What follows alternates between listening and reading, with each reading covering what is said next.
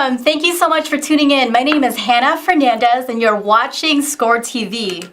SCORE is a nonprofit organization that provides free business mentoring and other services to startups and established businesses across the United States. So whether you are a new entrepreneur or you've been in business for a long time, our SCORE mentors could offer you free business mentoring and other resources for the life of your business. To connect with us, check out our website at chicago.score.org, or you could email us at info@scorechicago.org, and you could also call us at 312-353-7724. Today we're going to talk about the power of storytelling in business. With me is Gordon Mayer, who is the owner of Gordon Mayer Communications. He is a communications consultant who specializes in storytelling. Gordon, thank you so much for being here today. Thank you for having me. It's great. Such a pleasure. It's good to be at CAN TV. So yeah, I'm a communications consultant. My business includes working with lots of different nonprofits and small businesses on all kinds of things, but one of the things we do is help plan events, and one of the first things I did when I started was to help plan an event here at CAN TV. So fantastic. So it's fitting, and you're familiar with the organization. Yeah, right. Awesome. We gave tours of this room to people who were coming to check out the new facility. So. That's great. Yeah. So Gordon, storytelling takes place everywhere, from presenting a sales pitch to product development to marketing and culture. So explain to us exactly what storytelling is and why it's important in business. Great. Thank you for asking. So, sure. A lot of times when I talk about storytelling, as I think of as kind of a part of public relations, a part of marketing, it's really a powerful way for businesses to engage with. It could be customers. If it's a nonprofit, it could be donors. It could be clients. Engaging people to come and take advantage of services. Right. What we know now is, and some of this is, like the internet, and we all like to, be on our phones all the time. It's really, it's a way of engaging people's attention. Fantastic. And stories, as it turns out, they're like, in some ways, this maybe this year's buzzword. It's kind of like the newest thing that people do to engage folks' attention in business. It's also the oldest thing we do to engage people's attention. And one of the ways that I like to explain or talk about what storytelling kind of is to talk about, there's a piece of art that's at the Art Institute that I found. If you go in the front door of the Art Institute, the main entrance off of Michigan Avenue, you go through, you can go upstairs to the Impressionists, yes, or you can go to the right. Before you get to the Japanese art, you can go sort of back down a hall, and there's a room with American art. And one of the things that's in there, there's some pieces from Mexico. And there's a piece there, it's called The Storyteller. And it's, about a little taller than our computers. Mm-hmm. And it's a guy, and he's kind of standing there like this. He's got, you can't see this, he's like sitting cross-legged. Mm-hmm. And it's just really clear that it's a figure of a person sitting in front of like a campfire, telling a story, like gesturing and holding people's attention. It's from 700 AD or thereabouts, according to the dating. Okay. It's from a valley in Mexico, the Amezcua Valley, which I don't know where that is. We got to look it up. Yeah. Mm-hmm. And it's a great piece. And what it says to me is that, people have been telling stories for a really long time, right, and it's universal. Wherever you go, people tell stories. Absolutely. There's a person, there's an authority kind of in the world of certainly nonprofit storytelling. Andy Goodman is his name, and he says that what people really are is they're storytelling creatures. It's kind of what sets us apart. And his background, I think, is interesting for people who, are thinking about storytelling. He was a script writer before he wrote movies. Right. And, another way to think about storytelling for a small business person is think about the difference between learning something going to school and learning something like watching a movie about it. I'm not saying one is better than the other. I'm just saying which is more fun. Mm-hmm. Yeah, and you said it's a buzzword, but really it's a critical skill in today's world, because this is a way or a means to connect with your clients or whoever you come in contact with. So thanks for sharing that story. So tell us about your background. What did you do before Gordon Mayer Communications, and what inspired you to start your own business in communications? So, I mean, a really long time ago, I started out as a journalist. I worked at the Chicago Defender newspaper, and Chicago was a daily newspaper. I worked at other local news organizations in the Chicago area and elsewhere. And then I started working at nonprofit organizations. And, every nonprofit that I worked at, people would always say, well, Gordon used to be a reporter, so let's have him write the press releases because he must know how. So that's really, I started out doing, like reaching out to reporters. I did not know what I was doing. But what we figured out was, you got to start somewhere. And what we figured out was, if we could come up with the story that we really wanted to tell, and really just give a journalist the pieces that she would need in order to kind of put that story together, then we would come out, not just with our name in the news, but actually with the story that we were hoping our audiences would hear. Right, and exactly. add 30 years, you kind of figure out, well, what you get better at that as you go along. The other thing that's changed is we do so much, all of us, really, if you think about even in just your own Facebook page, how much content you personally are creating and how many stories, even if they're just stories about your family and your kids and your day that you create all the time. So we've all become, I'd say, better storytellers in some ways than we used to be. Right, exactly. And if you have a good story for your business or even your personal brand, this is how you could really differentiate yourself from other people and organizations as well. Yeah, exactly. And, so what I did was I went on and kind of did a lot of that storytelling, mostly for organizations, national advocacy organizations. If you stick around nonprofits long enough, you end up doing fundraising. Sure. Because that's part of the business model of being in the nonprofit world. I was working. Most recently, I was at a national organization, helping them with their fundraising and their communications. And their claim to fame was, how President Obama used to be a community organizer. Right. So this is the place where he got trained to be an organizer. It was a great place to work. And, it was just time to move on from there. And I thought, well, I'm going to start a communications consulting business kind of until the next great job comes along. And it really turned out, that was about 3 years ago. And this has turned out to be the next great job. Because I work with a lot of different kinds of organizations, really helping them explain to whoever their audience is why what they're doing is interesting, why it's important, why it really matters. I think you explained it really nicely, actually, just in kind of when we were talking about this beforehand. That it's really just like helping organizations to tell their audiences why what they do matters. Right, exactly. So what types of clients and, again, organizations benefit from the services you provide? I mean, I think everybody can use this. A lot of organizations have figured out how to do this well. Okay. A lot of organizations, particularly smaller places, I think, are struggle with this for two reasons. I'd say that one big reason is figuring out like kind of how to do this, how does it fit in, what does it really look like. Some people are more comfortable. Some people are just better storytellers, right? By which I mean, that's not a great way to say it. What I really mean is, for some people, this comes naturally, right? And I bet people in your business life or your home life, you're like, wow, I could listen to that guy or gal talk, about whatever, right? And that would be great. And then, so that's, I think, one thing is some people just have a hard time with this, especially when they're telling stories kind of about themselves. And then the other thing that I think people struggle with is, especially in the business context, oh my gosh, I have so many things to do. Now I've got to do this other thing. I got to tell a story about what I'm doing. Can't I just do it?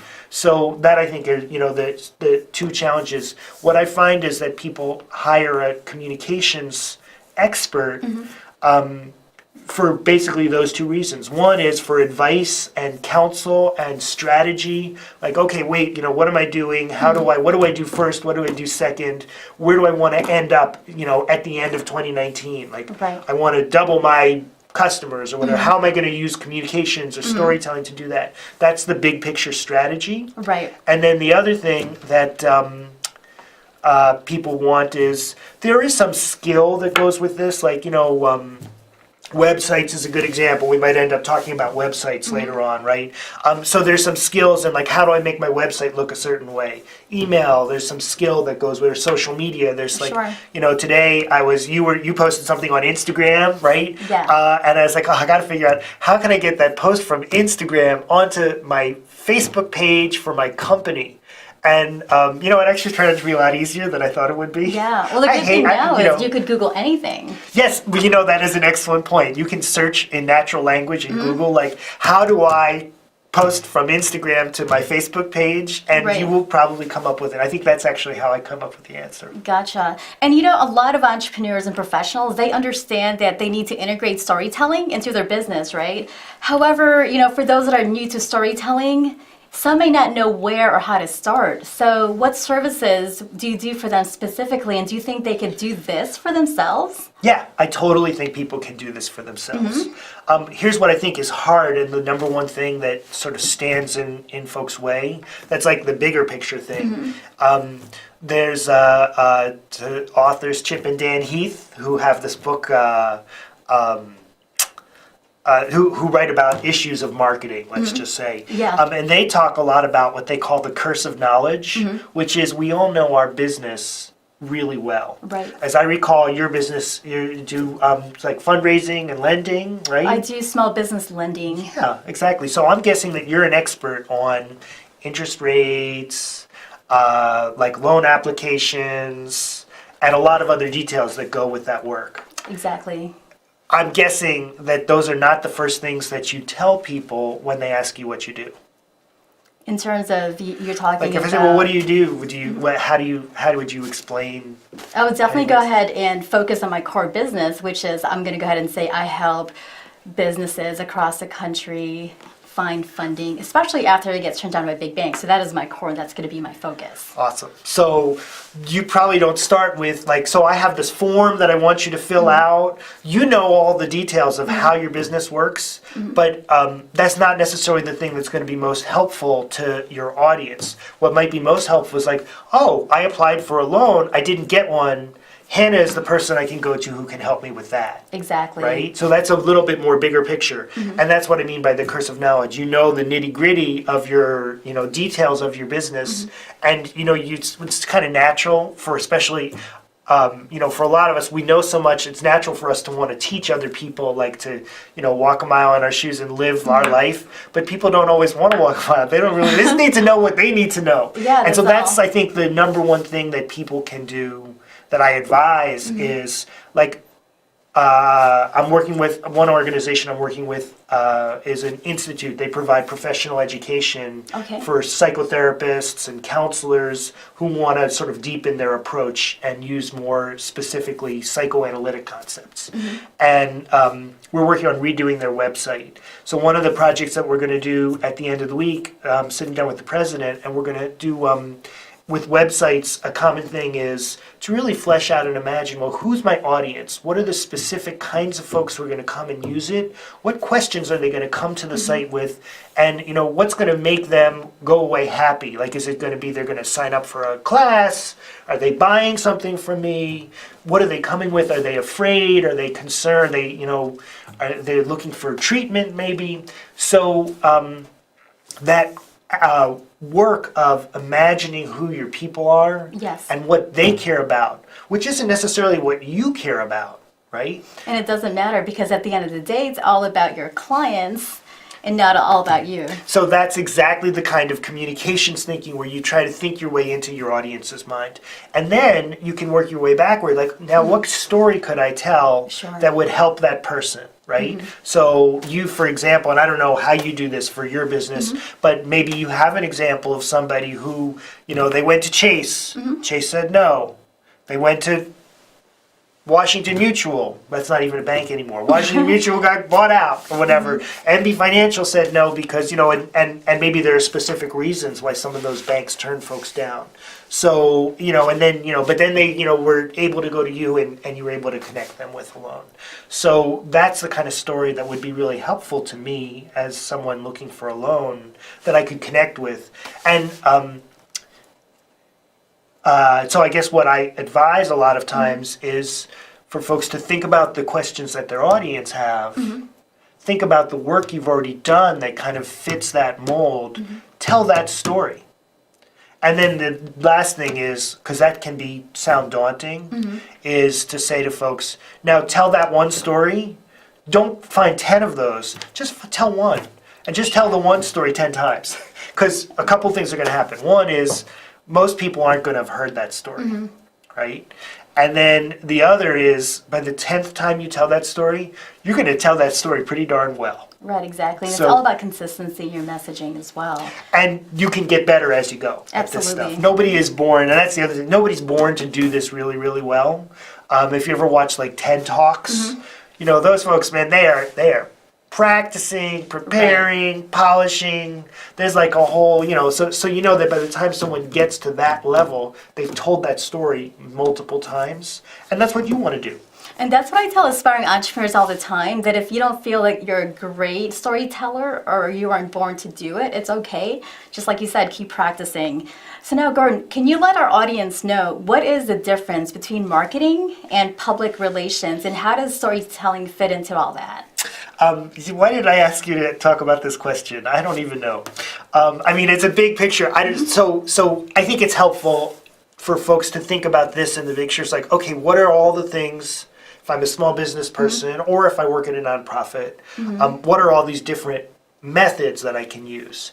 I guess what I would say is, you know, there's communications, there's all these things that you can do, and, you know, that can include the things that we do ourselves, right?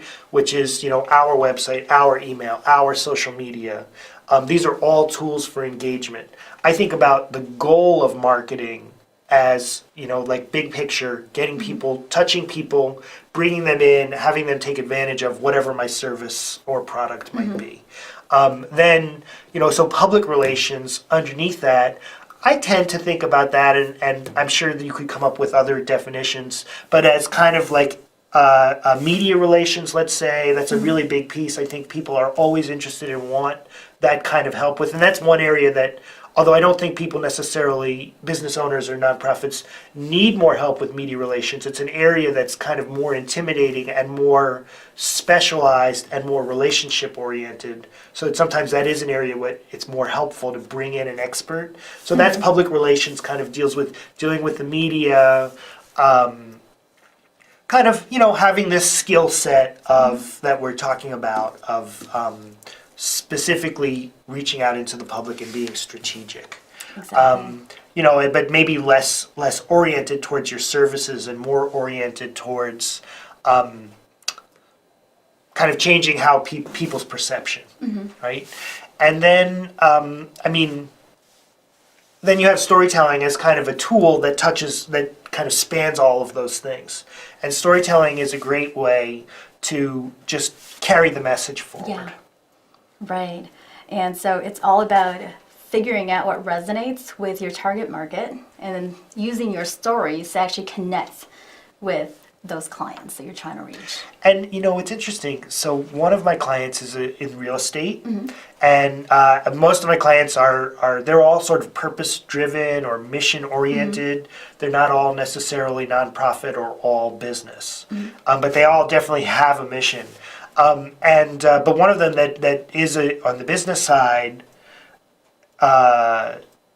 is this a gentleman who's involved in selling homes. Okay. And one of the things, it's interesting, like the rules can change. In his case, people who buy a house, you know, like the whole, like find a personal story that carries your message forward doesn't always work as well because people are sort of private about a house, and because it's such a gigantic purchase. One of the things that I learned, you know, in the past 2 years of working with this particular client was you had to kind of shift the rules a little bit. So sometimes you have to get creative about how you do that. But, you know, there are ways to work around that. Gotcha. Now I want to shift our attention to email because people get bombarded with so many messages. And I know that if your message is not compelling, it won't get opened. So what are your suggestions for emailing clients and customers to increase their response and engagement? So when I work with organizations, we always do email, because I do think email is really, it's effective. You should do email. It's not very expensive. Typically, the way organizations that I work with that are, on the smaller side do email is they use, a program. There are a lot of, without going into details, there are companies that are kind of targeted towards small businesses or small nonprofits. There's a lot of choices out there that are easy to find. Some of them are free for, up to 2,000 email addresses. So there's, or they're very inexpensive, on that kind of, on the low end. Okay. And a lot of them have sort of how-to advice that goes along with them, or they can easily be set up to integrate with your website. So, for example, you're making it easy for, people to capture people's email addresses. That's like the first problem, right? Is how do you make sure you have your list kind of on, that's, have a list. It's not in a Microsoft Excel worksheet, but it's actually in one of these mailer programs. And that's one of the first things that I do with the groups. Okay. The second thing is you sort of try and get on a schedule. I don't know how you are with email, but the thing is, almost all of those emails that I get inundated with, they're things that I asked for at some point, right? Like, it's like, oh, this is really interesting, or I want to know more about this. I get one on Sunday morning called Brain Pickings. And it's really interesting. It's like, it's one person. She's clearly making money off of her her project, and she writes about, it's like book reviews kind of. And it comes Sunday, so like a time when theoretically you would want to get that. But the last couple Sundays, I'm like, I don't think I want to read this. Like every so often, I'm like, oh, this is great. I really want it. So. Where was I going with that? I think she's on a schedule, like it's really predictable, and that means that I know it's coming at a certain time. Right. And it's so you know what? It's not really, I don't feel like I'm being bombarded because I picked it. She sends it periodically. It's got a mission. I haven't decided necessarily that I'm like on board with her mission, that I'm her customer. And I might have given her $5 once. She just sets it up as a contribution. Okay. But you know what? I totally respect the discipline that she's putting into sending me a well-crafted communication. Sure. Right? At the same time, the same format. It looks good. So I guess what I would say is, and I guess this is the kind of the secret of email. Your success is never about the one email. You really so don't worry about oh, nobody opened that one. Just really be thinking about it over the period of say like a month, 6 months. What you want to look for is not how many people opened it, but did I manage to achieve the fact that 0 people called my email spam? That a relatively small number of people unsubscribed because they just never want to hear from me again. So that's, and then over time, you're using your email kind of as a way to kind of hopefully pull people into your orbit to learn more about you. And, can that take a long time? Yeah, it can take months. It can even take a year sometimes for that to happen. But my experience with clients is that you start to see the numbers grow, the engagement numbers grow as you do that. And ideally, ultimately, you start to see some of the subscription numbers grow as more people get in touch and they recognize this is the service you're providing and that's the service I want. And those are the folks you want to find. Right, exactly. So now the media itself is saturated with all sorts of news and press releases. So how does a business stand out from the rest? Specifically, can you give us some tips on developing media relations and working with reporters? So I think for a small business, the secret is not to work with reporters, but to work with reporter. If you can just pick one or two really, really micro. So reporters ultimately, for most of us, they're not our audience, right? They're the folks we work with to reach some other audience. And even now, the media, I think what's important about, whatever it is, the Tribune, TV News, the Sun Times, Chicago Public Radio. These are platforms that reach across different audiences, and they reach large audiences. And that's something that I think is really important. Sure. And it's worth doing. Okay. But the way, although they're kind of not the audience, when you're reaching out to them because you want them to cover your story, they're your most important audience, and they might be an audience of one. And how do you know what their sweet spot is? Well, if you think like with the internet, it's kind of dumb. If you're thinking that there's a reporter that you'd like to have cover you, it's kind of dumb not to just like read the last 6 stories that they did, right? That's a They're good tip. free. They're there, and you can always start that email with like, "Hey, I'm a fan." Most people's email addresses are available. They may not be immediately available, but they're somewhat available. So you have the opportunity. And the thing is, when you talk to journalists, what you find is they're most interested in being contacted by email. And my experience has been that you email a journalist. It does help if it's someone that knows you or that you know them, that you've met in the real world. But even when that hasn't been the case, you email back, "Yeah, I'm interested in that story." So I would encourage folks to try that method. Those are great tips. Thank you so much for being here today, Gordon. I really appreciate you. Thank you. Yeah, I like talking about this, and I could obviously talk about this for a lot longer. So I really appreciate the opportunity to come chat. You're very welcome. And to those of you that are watching, if you would like to become a SCORE mentor, we would love for you to connect with us. Again, our website is chicago.score.org. My name is Hannah Fernandez. Thank you so much for watching, and we'll see you again next time on SCORE TV.